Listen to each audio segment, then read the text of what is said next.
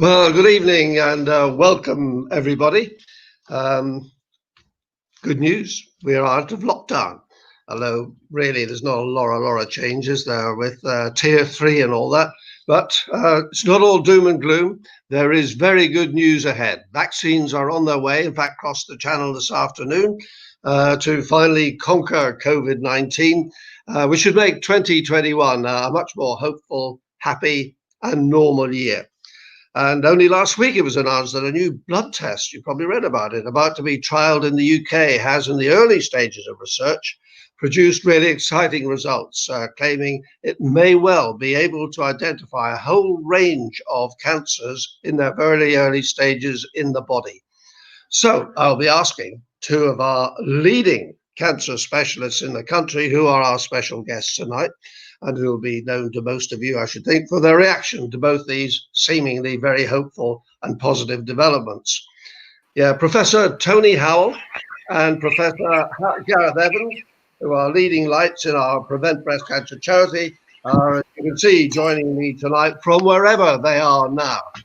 Professor Howell will be talking to me about the Family History Clinic, which he launched back in 1987, and the amazing advances that have been made through research done by that clinic.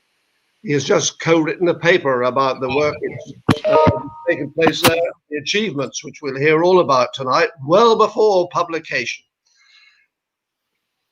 And that paper was co-written by Professor Evans, who's been alongside Tony for 30 years at the Family History Clinic, and who will be adding his thoughts on its huge success and what he hopes can be achieved in the next 10 years as we work towards our goal of a breast cancer-free world. And over the next few days, the last few days rather, you've been sending us in some questions you'd like to put to them, and we hope to put a few of those to both professors at the end of the program. So stay with us for that too. I will also be interviewing Prevent Breast Cancer supporter Fran Eccles-Bech, Chief Executive of the Manchester Law Society, about living with a gene that greatly increases her risk of breast cancer and how it has dramatically affected not just her, but her immediate family and her extended family, and is quite some story, I can tell you. So absolutely fascinating interviews ahead.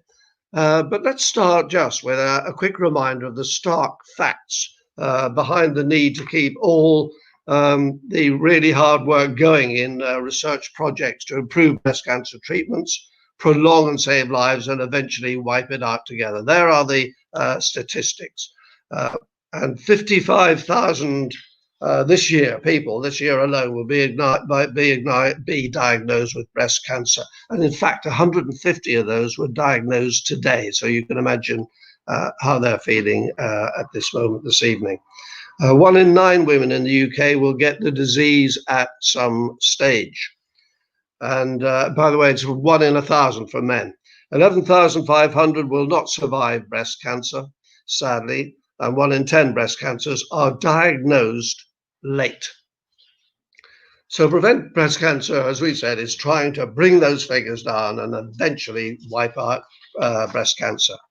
And in the ongoing work to that end, there are 4 areas of that are 4 special pillar areas that our charity funds. And I'll just remind you of what they are. Gene research, increasingly important these days as we find out how changes and mutations in genes can affect someone's risk of developing breast cancer. Early detection and screening, where we're identifying new and unique screening methods to ensure early and accurate diagnosis, which is so vital. Preventative drugs, we look to find the drugs that can significantly reduce risk and have in fact discovered some. And diet and lifestyle factors, how these 2 things, which everyone can do for themselves, can reduce an individual's risk. And that's where Prevent Breast Cancer's money, gathered from our wide variety of fundraising events, will go to.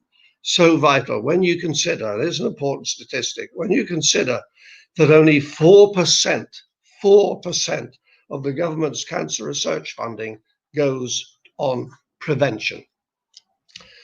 Okay, let us now get the show underway. The Family History Clinic was launched in Manchester in 1987 by our first interviewee, Professor Tony Howell, who is Professor of Medical Oncology at the University of Manchester and is co-director of the Breast Cancer Centre. It has proved this clinic to be a phenomenal success, now setting much of the national agenda in this field, and has been the inspiration for over 90 other family history clinics to be rolled out across the country. The advances it has made in the vital area of studying family history and identifying early women who are at high risk of developing breast cancer has been truly impressive. Now, 33 years on from launching it, Tony has written a paper along with Professor Gareth Evans on how the clinic has progressed down the years, what it's achieved, and how it has helped save many lives that would otherwise have been lost. That paper will be published early next year, but tonight we get the exclusive first look at what it says and where it has brought us today in terms of treatment and at-risk predictions at the Family History Clinic. So good evening to you, Tony, and looking at your background. I was expecting to see you at home, but you look like you're working late tonight. I think that's the Family History Clinic, isn't it? I thought you'd like to see the clinic. It's behind me.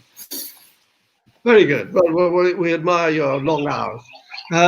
Let's get into the family history. I'll go through the actual history in a minute, but just for those people who may not be that familiar with it, define the Family History Clinic, what it is and what it does. Well, it's what it says, really. It's a clinic where women who are worried about their family history are referred for expert management, I guess, from us. We define their real risks and tell them, and then we work out what screening they need and what preventive measures they might need, such as lifestyle prevention, chemo prevention, and if they're very high risk, surgical prevention. So that's the clinic. And you, of course, are the pioneer who launched it back in 1987, 33 years ago, and you must be very proud of how it's developed. So just tell me, what prompted you to launch a family history clinic all those years ago? What was the light bulb moment, if you like? The light bulb moment was that there were women out there who were worried, who went to their GPs and said, look, I've got a family history, what shall I do about it? And there was nothing to do. And so some of them contacted me, and also the surgeons would say exactly the same thing. Women would go to the breast surgeons and they would say, well, look, I've got a family history. So we responded to that and set up the family history then at Withington Hospital, which is the old University Hospital of South Manchester, in the breast unit, which was an absolutely ideal place to be. And now you're in the process of having this medical paper published on the 33 years of the clinic, along with your good friend and colleague, Professor Gareth Evans, who I'll bring into this conversation shortly. But what was the purpose behind writing that paper, and why is it significant why you're writing it now? Well, the purpose is partly that Gareth is a numbers man, so he was getting all the numbers out for all the phases or different parts of our service. So I thought, well, it was a good idea to put all this together into one, to say what we've done over the past 30 years or so.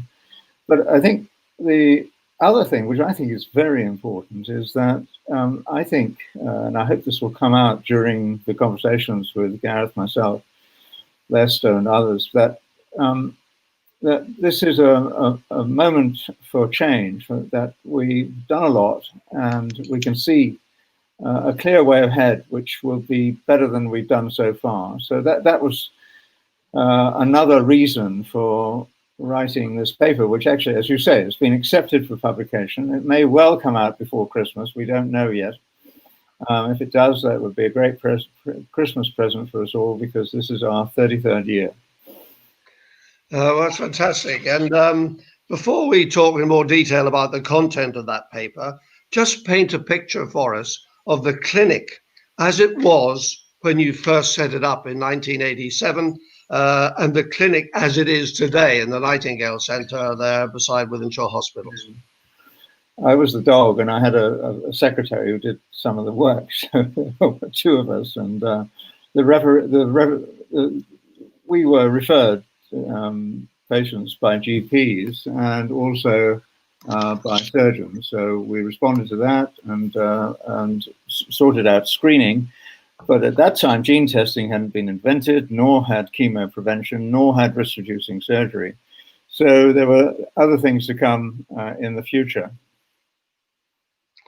And when you look across those amazing 33 years and all that's been achieved by the Family History Clinic, what would you list as the biggest achievements, the ones you're most proud of? Well, I think there are several. I think the actual introduction of the clinic in a big way in Manchester. It was the first clinic to be set up in the country, and it's, I guess, I don't really like saying this, but it's led by example, because we've done, I think, probably more research in our clinic than any other clinic in this country, possibly Europe, on this area of risk and what to do about it. I think the things that were positive, Gareth may have to answer this as well, but I think the things that are most important are the fact that we are now much better at defining risk, and this needs to go out into a broader population. We are much better at introducing chemopreventive drugs into the clinic, and also we are much better at offering risk-reducing surgery, amongst other things. The other thing is, of course, that screening is now widely available. All this sort of stuff we did was translated into guidelines, the NICE guidelines, which came out in 2004, and Gareth chaired that committee of NICE, and that really sparked off the 100 or so clinics that there are around the country. Well, you mentioned drugs there, and that's important because the Family History Clinic has been very important in the development of those drugs. Just talk to me about them, about the drugs we are talking about to treat breast cancer, and how successful they are. Well, Manchester is the place where tamoxifen was developed, the major breast cancer endocrine therapy. And so we used it I'm a breast medical oncologist. I came here to run the breast medical oncology service at the Christie Hospital in 1980.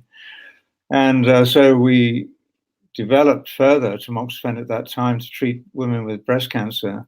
And it occurred to us that it stopped the cancer in the other breast. And so we thought, well, why not put this into a trial for prevention? And so we set up a trial in 1992 with 7,000 women, and half had tamoxifen, half had a dummy tablet. And we showed that there was a 40% reduction in breast cancer. And that more recently, we've shown that goes on when you stop the drug, which you give for 5 years, for another 20 years of reduction. So that I think was quite a success. And then we developed another drug called anastrozole in Manchester and other places. And again, we had the same idea. Why not try this in women who are at risk of breast cancer? And sure enough, it worked. And we set up that trial in 2004. And this reduces risk of breast cancer by 50%. And so these two advances were published, tamoxifen in 2013 by NICE, or advised by NICE, and in 2017 anastrozole. So we're not the only ones. I mean, I'm the chief investigator in both of those trials, but there's people around the world who've been putting patients into the trials. And I think that we've made a great advance in terms of prevention of breast cancer using these two drugs. And there's another one out there called raloxifene, which we didn't develop, but is also useful in the clinic. So you've got these three drugs that are proving very successful. But how do you decide who has what drug? What would be best for them? Well, I think this comes down to defining the risk that the person has. So if a woman is at high risk, we decide that she's at high risk by looking at all the risk factors that we have. She is offered either, if she's premenopausal, she's given tamoxifen. If she's postmenopausal, either raloxifene or anastrozole. So it depends on risk. And if high risk, they can have it according to NICE guidelines. So moderate risk, it may be just offered to them, and they may wish to take it or they may not. And of course, some women who come to the clinic are found not to be at high risk, so therefore they're all moderate risk. They're not at high risk. So that's good for them to know, but then those women would not be treated with these drugs. Just moving on to another key area you've worked very hard on, along with Prevent Breast Cancer's dietitian, Dr. Michelle Harvey, and that is lifestyle and diet. You've done a lot of research on that. So what has that research produced? Yes, sorry, Gordon. It's a pretty tough area, and Michelle Harvey has done tremendous work in this area, supported by the rest of us, I guess. Michelle and I were the first to show way back that we know that overweight is related to breast cancer, but scientifically you have to demonstrate it. If you reduce weight, you reduce the incidence of breast cancer, and we showed that in about 2005, and that was the first demonstration that doing something about diet and lifestyle had an effect on overall outcome. That's very important.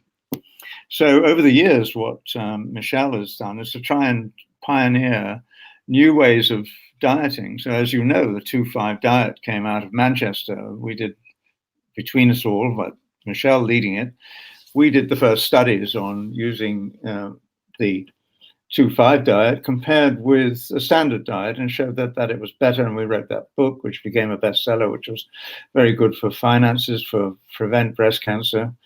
And then more recently, Prevent have supported, I'll finish this bit in a second, but Prevent have supported what I think is the most important study that we've done in reducing risk by lifestyle. The question is how best to help women reduce their weight. And so we've done recently completed a study in the Family History Clinic where this can be done remotely by our dietitians, and it is exceedingly useful. And over 60% of women lose more than 5% of their body weight, which is the threshold for reduction in risk. And now I think, this is why I think we're at a pivotal point. This can be instituted in family clinics through the country quite easily, or relatively easily, and hopefully into the National Breast Screening Program. So you can see that we need to offer something which is easy to use, and women will be successful at using. When you say that losing weight reduces the risk of breast cancer, by what percentage? I mean, how much weight do you have to lose to see a significant lowering of the risk? Well, this is what we showed in that original study that we did, that it was 5%. So if you lost more than 5%, you had a reduction of risk of breast cancer of about 25–30%.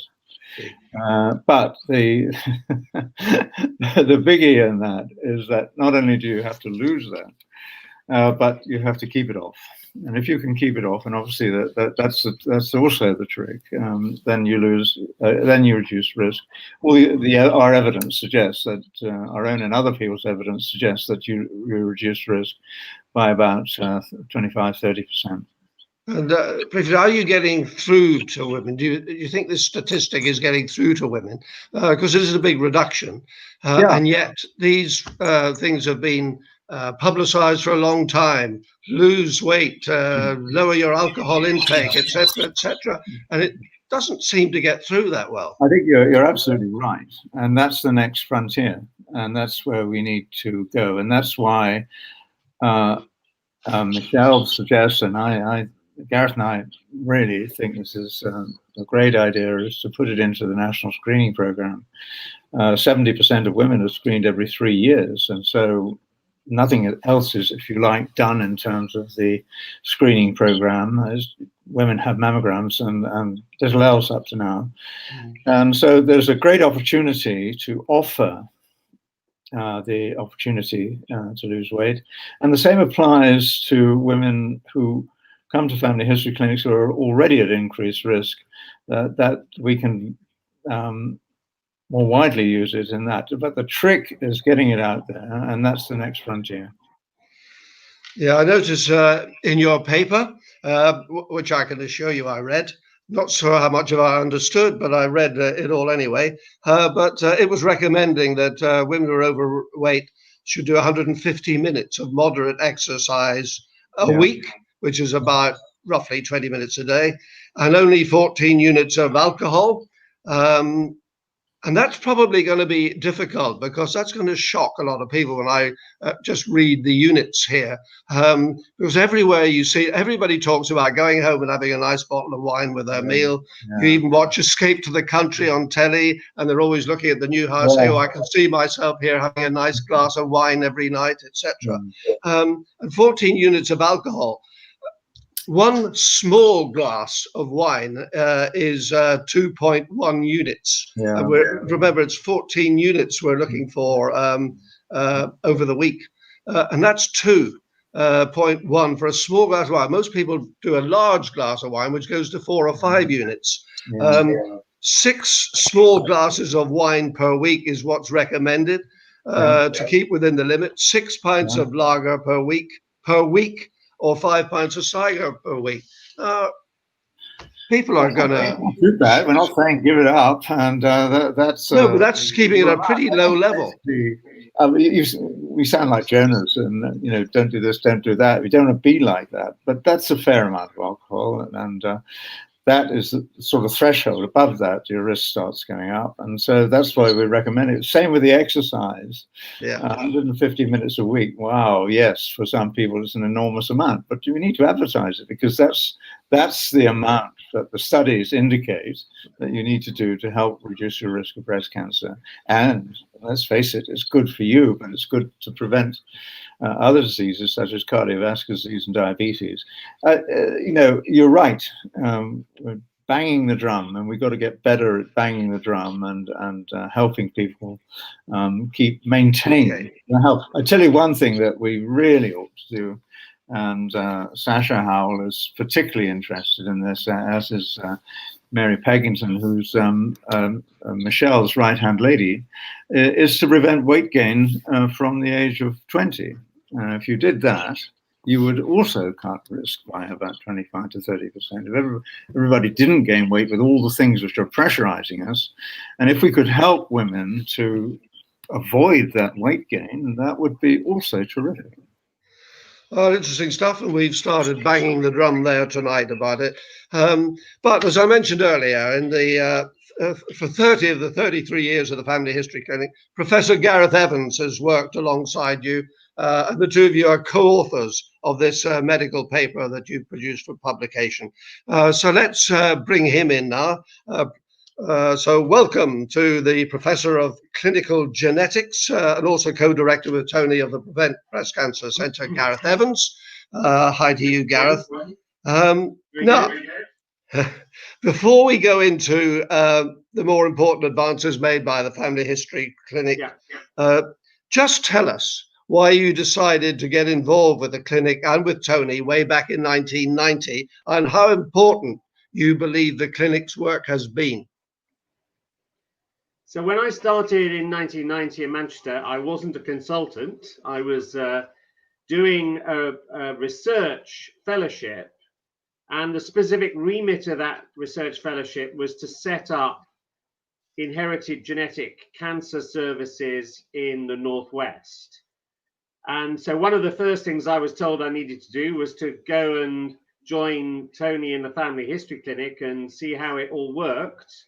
And in fact, I went round the country there were a couple more family history clinics set up by that stage, and looked at them and what they were doing and brought that intel back to Tony. And I mean, I loved it from the word go. I immediately was interested in the concept of risk and how women understood risk. You know, that actually percentages aren't very well understood. Odds ratios like 1 in 2, 1 in 3, 1 in 4 are much better understood than percentages. And I mean, I loved it from the word go. And obviously, Tony's an easy man to love as well. So it was a marriage made somewhere close to heaven. Oh, that's interesting. I can't see his face at the minute, but I'm sure he's beaming from ear to ear. So we'll be bringing him back in shortly. But we're going to get you to talk about, just like Tony did, he talked about 2 key areas that he's proud of there. We'll get you to talk about some of them too. And I suspect this gene identification, the whole area of accurately predicting the risk of people you just mentioned there, of developing breast cancer, will figure large in what you're about to say. You are the expert in that area. So what are the significant advances that have been made through the Family History Clinic and all its research on the whole area of gene identification? Well, in terms of gene identification, the first actual breast cancer gene itself was actually the TP53 gene in 1990. And we in Manchester were very quick in identifying families with faults in those genes. And it's a very, very high risk breast cancer gene, but also linked to other cancers like sarcomas and brain tumors. It's rare, and it really typically causes cancers at very young ages, under 30. We were involved with the research that, although not directly involved in identifying BRCA1, but we had one of the 2 families that enabled the identification of the second gene, which was identified in the UK, that's BRCA2, a very big family that originated in Italy. And since then, by actually sending samples from the family history clinics into research studies, a number of other genes were identified, including, in fact, the link with ATM, the gene we're going to talk about later, but also a gene called PALB2, CHEK2. So we've been involved really in all of those publications of breast cancer genes after the most important 2, which are BRCA1 and BRCA2. And the further research was to identify, well, if you have a fault, what level of risk is there? How does that vary with other risk factors? And more recently, how does that vary with other genetic factors that you inherited? The SNPs, the single nucleotide polymorphisms, the common genetic variants that all of us carry, can quite significantly alter your risk. As a BRCA2 carrier, you might have a risk as low as 45% based on the gene fault in BRCA2 and your rest of your genetic profile, but it might equally go up as high as 95%. So that could make a very big difference in terms of your choices as to what you did. A 95% risk might be very likely to make women choose risk-reducing surgery, whereas a lot of women would be very satisfied at 45% with MRI screening, which is excellent at picking up breast cancer early. Yeah, talk to us a bit more about breast screening and the advances that's made. It's a big area of yours. And there are many who would say we need to have much more breast screening across bigger age ranges than we have at the moment. So tell me how that's progressed through the clinic and where you've got to now. So when we started, really, there wasn't much evidence that screening worked under the age of 50. In fact, the big randomized controlled trials of screening in the general population in the UK, in Edinburgh, in Sweden, in Canada, they showed really that it was only very effective after 50, when the breast tissue was less dense. It was easier to read the mammograms, but there was a bit of an effect under 50, but you needed to screen more frequently because the tissue was more dense and the cancers grow faster. So we initially carried out screening on an annual basis, and we started reporting our results. One of the few to really report large series of results from the Family History Clinic. And then we took part in two really important research trials of family history screening in the UK. First called FHO1 that I was heavily involved with, then which was women aged 40 to 49.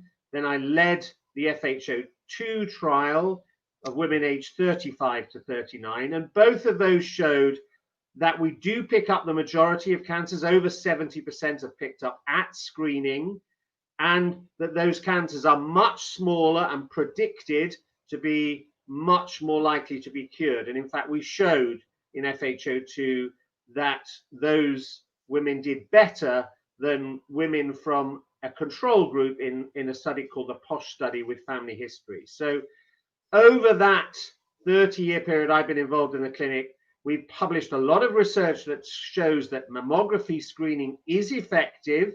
A lot of women are told, oh, it's not effective under the age of 50. Well, it is effective, but it needs to be done more frequently. And it's just not cost effective to do it on a population basis under the age of 50. That is why we need risk.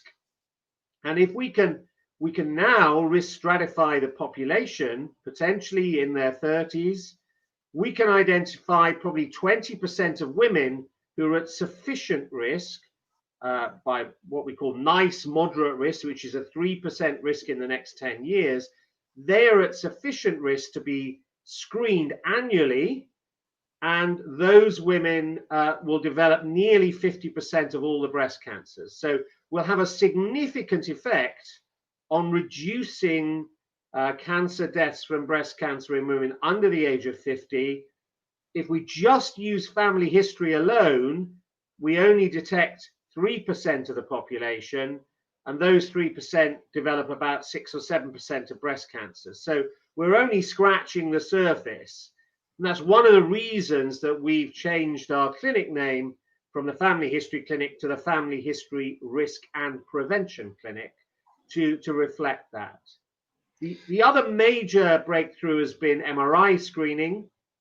And again, we were heavily involved. I was one of the co-applicants on the MARIBS trial, which was the first MRI screening trial in the UK, where we screened carriers of BRCA1, BRCA2, and P53, as well as some other high-risk women. And that showed that MRI was really, really sensitive. So it was picking up cancers on average probably a year and a half before mammograms were picking them up.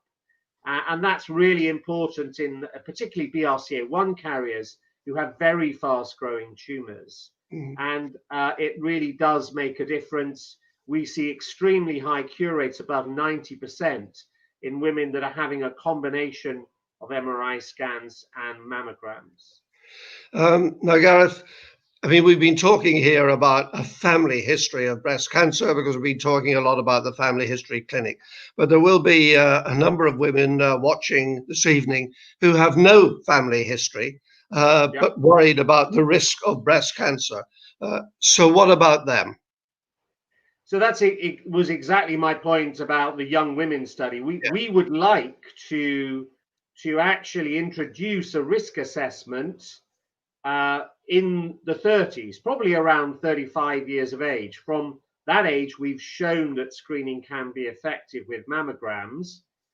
And as I said, family history alone, in terms of the NICE criteria of family history, which are sort of 2 affected relatives at any age, 1 mother or sister under 40, that only identifies 3% of women who would qualify for early screening.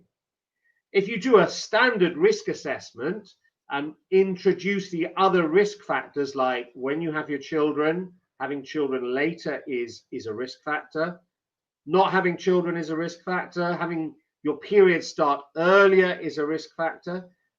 If we put those factors into an algorithm called Tyrer-Cuzick, which again, we were the first to validate in the Family History Clinic, then we can identify about 10% of the population.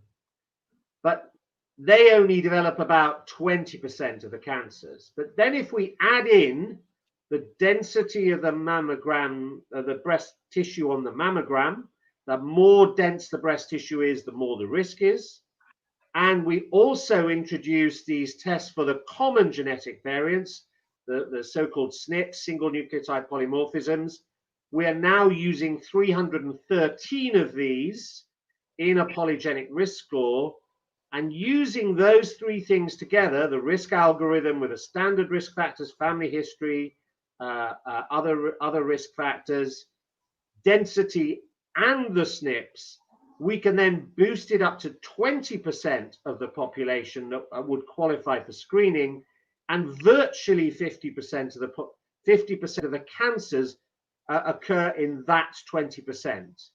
So we would have a major impact, not only on reducing deaths from cancer under 50, where women are younger, they lose far more years of life, they use far more years of useful, really good life, but also they leave families behind, often young children behind. We can make a difference to that group. And we can also introduce prevention. And we can use tamoxifen in that young women group. We can reduce their risk of breast cancer by 35 to 40%. So we can actually reduce the number of breast cancers in the general population. Okay, and if we could have a fairly brief response to this next question, because many people watching right now will have read in the papers or seen on television in the last week what are described as exciting developments about a blood test that is about to be trialed, which will be able to identify, it is claimed, over 50 different types of cancer long before there's any sign of them developing in patients. So as we've always talked about, early diagnosis is absolutely vital for people with cancer. Is this the big breakthrough we've all been waiting for? Not yet. That's why there needs to be more research. It is very promising, but the problem is that you can identify a signal in a blood test. It doesn't tell you where the cancer is. It may tell you it's probably in the breast or it's probably in the bowel, but it doesn't tell you where it is in those organs. So you still got to find it. Now, obviously, if you're not doing screening and you come up positive on a blood test, you can do a colonoscopy if it's in the bowel. You can do an MRI scan if it's in the breast. But we still don't know, for instance, how many of those signals would just go away, that they're spurious. How many of those signals were actually a cancer, but the cancer will just cure itself and never present symptomatically. And then how long it takes from finding that signal to being able to actually do something about it, because you've got to find the cancer to do something about it. And that means you've got a lot of extremely worried people thinking, where's my cancer? I've been told I've got this signal and no one can find it. And you can imagine the stress that that could cause. So there will need to be a huge amount of research, psychological research into the potential damage of this, but also into how you find the cancers. Now, the reason they know it works is because they've taken blood on people who've developed cancer very recently, who've got a very, very small cancer, and also that they've detected cancers in follow-up of people where they've taken the blood test. But what it doesn't tell you is how you find the cancer at the time that the blood test becomes abnormal, and then, you know, what the false positive rate is of that blood test. So there is a huge amount more research needed, but it is promising, but there is a huge amount more to do. Excellent. Great explanation. Thank you very much indeed. At this point, we're going to bring Tony back in as well as you, Gareth, as we come to the end of this section, going back more to the family history clinic now. So as we said, a lot has been achieved, and we've heard a lot of what's been achieved in the 33-year history. Fantastic stuff. Looking forward to the next 5 or 10 years, let's say 10 years, what are you hoping to achieve then, Tony? Well, I think that Gareth has already pointed it out. I think the work that we've all done by Gareth is to work out those at risk. We now know that we can get 20% of women at high risk, and you can eliminate 50% of the cancers. I think that's one of the major things to go for.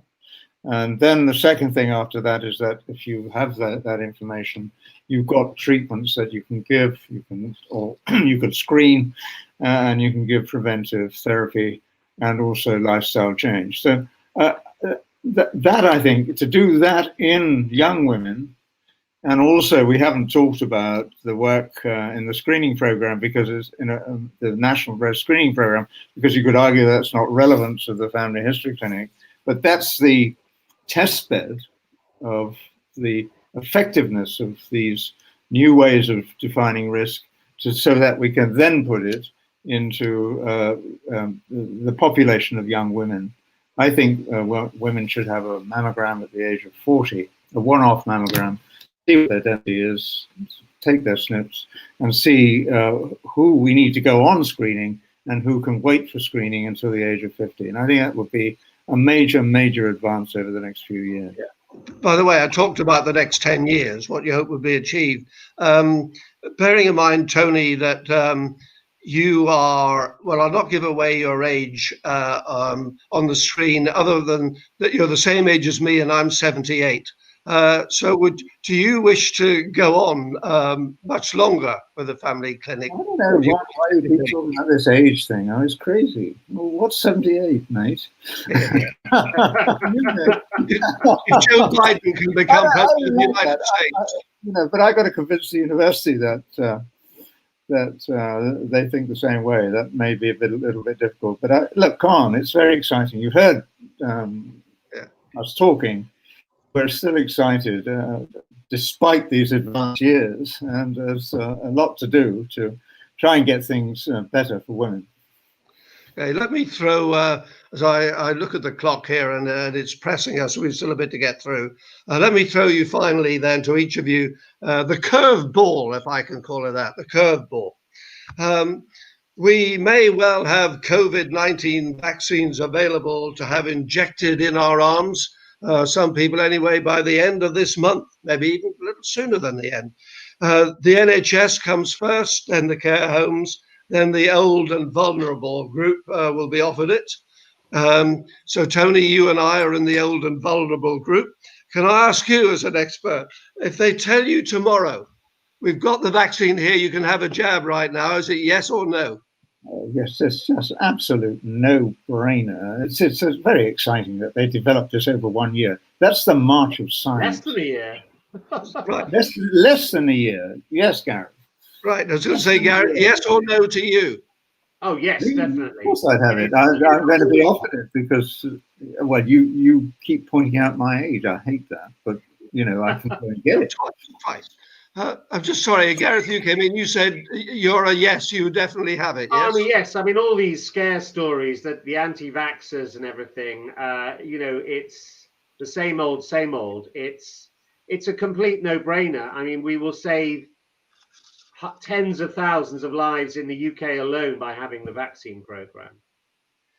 Right, so no worries at all. Coming from both of you, that should be a good reassurance to those people who do have doubts. Just to interrupt, the guy who at the Royal Free Hospital who said that vaccination was bad, you remember that, and caused illness in children. Andy Wakefield, he said it caused autism, which was total absolutely rubbish. Terrible and anti-human. And I'm glad he's not on the scene here, although he's flourishing. He was struck off the medical register for what he did. So that shows how bad it was. Okay, we've got to call this to a halt for the minute. Tony, thank you very much, but stand by. We may come back with a few questions to you at the end. And also, Gareth, thanks for your great insight there. Stay with us because I want you to be involved in the towards the end of the next interview. Because joining me now, joining me now is a woman with quite a story to tell, and I'm sure that you all, as I was, are going to be riveted by it. she was identified because of her family history as being at risk of getting breast cancer many years ago, but then later got bumped into the very high risk category following the discovery of a new gene, the ATM gene that Gareth was mentioning there in her system. And it hasn't just affected her, but has possible consequences for not only her immediate family, but for her extended family.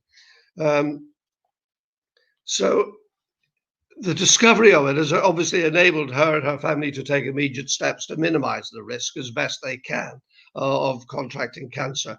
So I want to welcome now Fran Eccles-Bech. She is Chief Executive of the Manchester Law Society and a great supporter of our breast cancer charity.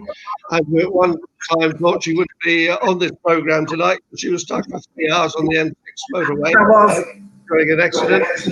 Glad you made it. Thank you, Gordon. Thanks. Now, as I said, yours is quite some story. Tragic at times, certainly, but in many ways a really positive one too, underlining the strides that have been made in predicting as early as possible the risk of this horrible disease, and therefore being able to take steps to keep it at bay. So let's start your story from the beginning with your mum. Tell us about her and what happened with your mum. So my mum had breast cancer, nearly 30 years ago, maybe, in one of her breasts. So she had a mastectomy, but her mum had breast cancer. Sadly, I didn't get to know my grandma because she died before I was born, and she died of breast cancer. So mum had a mastectomy and then was put on, I think she was put on tamoxifen. And then at the end of the 5 years, they found a lump in her other breast, so she had that removed, and continued then through her life until I think probably about 18 or 19 years ago, when she got secondary breast cancer in her lungs and her bones. But before she died, when she had the second mastectomy, that's when I actually got referred by my GP to the Family History Breast Unit at Withington. So I was with Tony 20 odd years ago when it was a little shed at the back of Withington Hospital. So there you are. Excuse me. You've been diagnosed with of being at risk as a result of what happened to your mum, and in fact, you went on to develop breast cancer yourself, didn't you?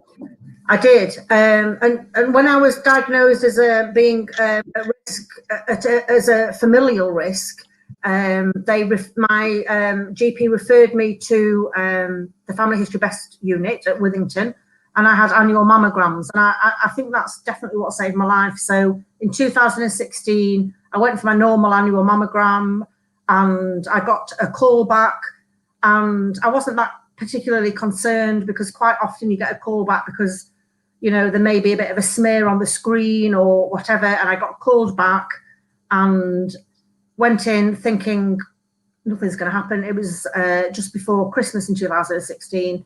And they said, we want to do a biopsy now. We're going to put in a marker, a metal marker, just in case it is cancer, you need to get it removed. Anyway, it turned out it was. And I was very lucky because of the annual screening from the Family History Unit. They found it quickly enough, and I only needed to have a lumpectomy, and I didn't need to have chemo or radiotherapy. So luckily, 16th of December, I went in, had my lumpectomy, and thought that was it. Crack on back with your annual mammograms and everything will be okay. And then came the discovery of this other gene, the ATM gene we talked about, which suddenly bumped you into a very, very high risk of cancer. What was your reaction when you were told you had that? Well, I was really shocked because my mum had sadly passed away, you know, quite a few years ago. And then I got called in after a good number of years after she'd passed away, to be told that I knew they'd taken some blood from her when she was, just before she died, when she was alive, and she'd given her permission to be tested for BRAC, which she didn't have.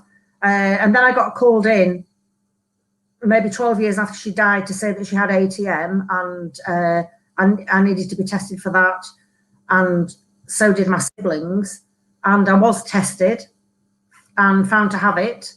And my SNP profile that Gareth was just talking about, and the fact that I had a family history and that I'd already had breast cancer made my risk quite high. So I'm now currently waiting for a double mastectomy, risk-reducing mastectomy with reconstruction, which sadly, due to COVID, has been, I was meant to have it on the 11th of May and then the 9th of November, which has been cancelled for obvious reasons. So I'm just still waiting to get that. And what did the discovery of that ATM gene mean for the rest of your family, the men included in your family? Well, Gareth brought me in and sat me down, and he was absolutely amazing and explained all about it, and how it would affect me, how it could affect the rest of my family, and said that I needed not only to speak to my immediate siblings, and it can go 50-50 between males and females, but I also needed to speak to my mum's 2 sisters and brother, and they needed to get tested. So it's quite difficult going to your family to say, actually, I might be passing you a ticking time bomb, and you need to get tested to make sure you've got this gene. So my 2 sisters got tested, and thank goodness they haven't got it, but my brother has. My mum's sister, Auntie Barbara,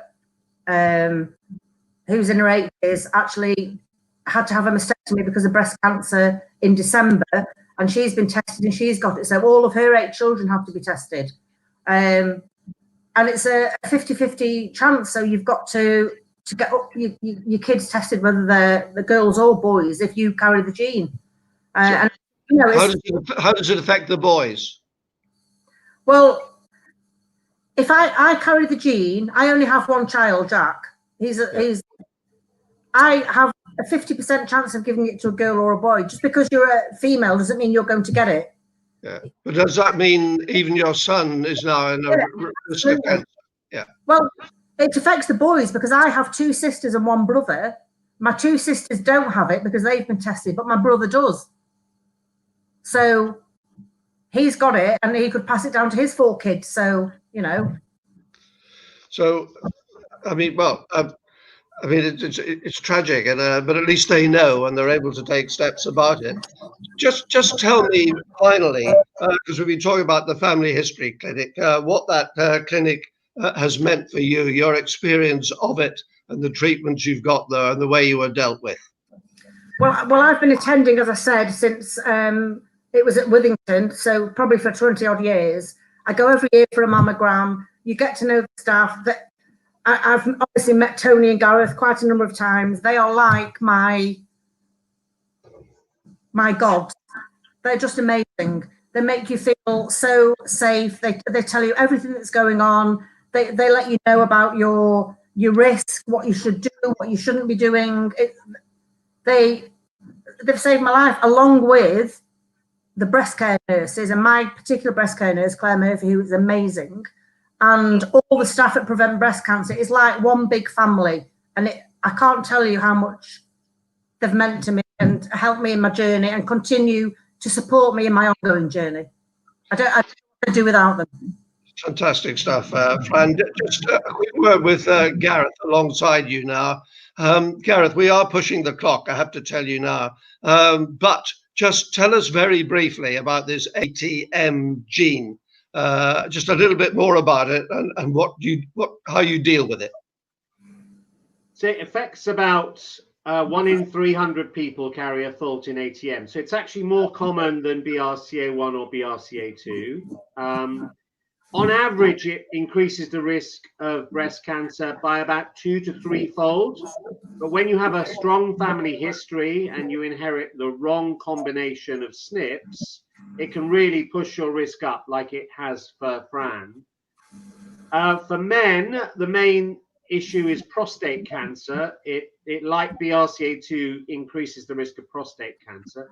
We don't think there's much of a risk of male breast cancer like there is with BRCA2. So we don't think that's a particular concern. But it causes predominantly estrogen receptor positive breast cancer. So tamoxifen should be very good at reducing that risk, as would an anastrozole, the aromatase inhibitors. So there are things that can be done. Okay. Fran, we're going to let you relax now and put your feet up. So I just want to say thank you very much for telling us that incredible story that you just have done. Thanks, Fran.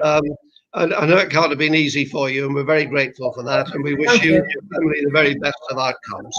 But thanks for joining us tonight, Fran. My pleasure. Gareth, stay with us. Tony, come back, because we have a few questions that have come in from our people at home. And I'm asking for the briefest of questions. I know it's not easy with these, but we're pushing the clock, and I want very brief answers. So the first question that's come in, I'll throw to Gareth, because it says, across cancer charities, this person says, there does not seem to be a consensus about how likely it is for a woman to develop breast cancer in their lifetime. Why do Prevent Breast Cancer say that 1 in 9 women will develop the disease? The reason is that I'm afraid other charities exaggerate the risk. What they do is take rudimentary data and translate that, so they don't properly account for instance, that some of the breast cancers that occur every year are a second breast cancer in a woman, maybe in her other breast. So that cannot be added as a cancer in a separate woman like it is done. It also, unfortunately, doesn't allow for what's called competing mortality, because the reality is we don't all live to 85, but CRUK thinks we all live to 85, and therefore cancers works out the risk as if we all live to 85, and that's how they come to the 1 in 8 or 1 in 7 figure. So when we work it out properly, we account for the contralateral breast cancers, we account for competing mortality. 1 in 9 women will actually get breast cancer. And what's important is, if you do not have a family history, your risk is only 1 in 12. So it gives the impression it's 1 in 9 of all women. And the reality is no family history, it's lower. And if you get really favorable SNPs and your density is good and all your other factors are good, your risk could be as low as 1 in 20 or 1 in 25 of getting breast cancer. Interesting. Now, Tony, next question. Do some methods of contraception increase the risk of breast cancer? First of all, I'd like to thank Fran for her kind words, and that we're very lucky to have a great team in the Prevent Center, including all the Prevent staff as well. It's a fantastic place to work. That's why I don't want to go away. But the answer to your question is that most oral contraceptives or alternative implanting contraceptives, I'm afraid, increase the risk of breast cancer by about 20%. But of course, it's given to very young women where that 20% of something very low is very low. But if you get older, you need to think twice. The other problem is that when you stop, it goes on. Your risk goes on being raised for somewhat for another 10 years. So it's a tricky one. And what we need, last line, is an oral contraceptive pill that prevents breast cancer, and that's what we're going for. Right, interesting. Now, one more here. Wasn't it? A contraception. I didn't catch that, but I must push on. One more quick question to you, Tony, and one to Gareth. Tony, why does pregnancy at a later stage increase breast cancer risk? If you have an early pregnancy, it changes the breast. It reduces the number of stem cells in the breast. They're the sites of the initiation of breast cancer, the stem cells, the ones that make the rest of the cells. And if you wait until 30 or beyond 30, the average age of birth, first child in this country is 30 now. There are lots of cycles where there's more and more stem cells, and that gives you, I'm afraid, a higher risk.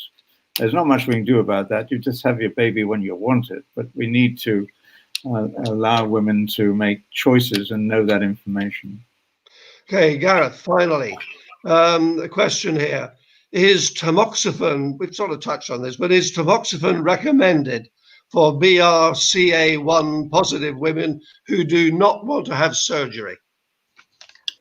So it's recommended to offer it to high-risk women. There is no specific advice from NICE about BRCA1, but the reality is there is no evidence currently that tamoxifen reduces the incidence of estrogen receptor negative breast cancer.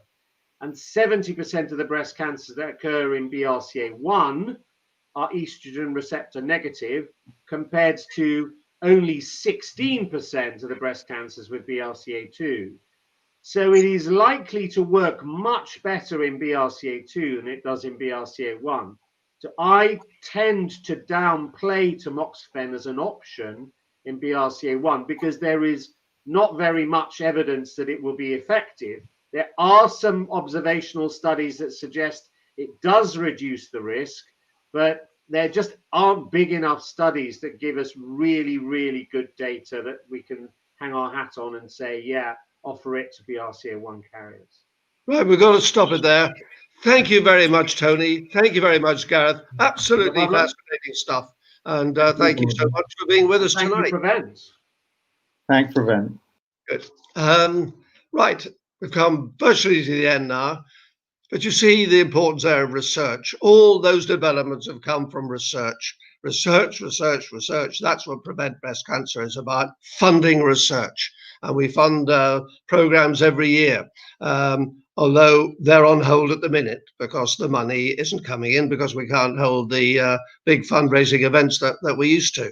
But it's still vitally important to get those funds in. So I'm going to leave the final couple of minutes maximum to our chairman, Prevent Breast Cancer, and of course, breast cancer surgeon, Lester Barr. So Lester, over to you.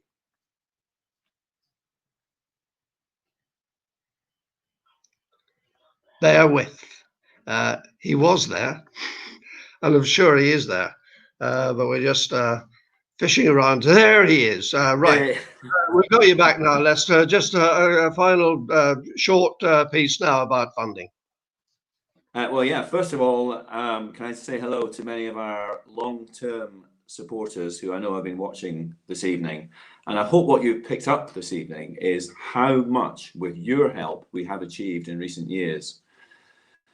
But the other thing that struck me about this evening is particularly of relevance, I guess, to those of you who are newer to Prevent Breast Cancer and have just joined our movement, our family more recently. And that is that there is very clearly a path laid forward by the two professors for what we do next.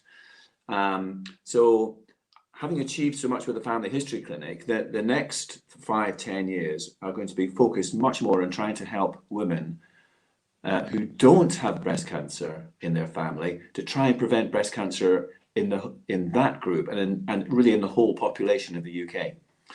So thank you for those of you who are long-term supporters. Thank you to those of you who are joining us more recently. We have an exciting road ahead of us and we need your support, and we hope that you will continue to do so and be with us on the journey ahead.